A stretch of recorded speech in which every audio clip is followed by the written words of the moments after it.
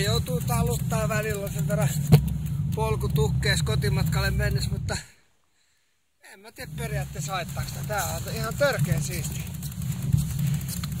Töistä kotiin läskipyörällä. Mikäs siinä? Mikäs sen parempaa?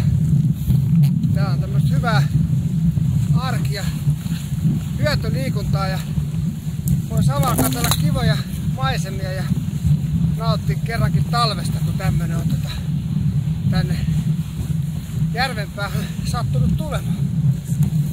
Kyllä tää läskipyöräily, niin tää on aika lailla mukavaa hommaa ja tämmöstä kivaa seikkailua täällä mettäs ja eläinten jälkiä.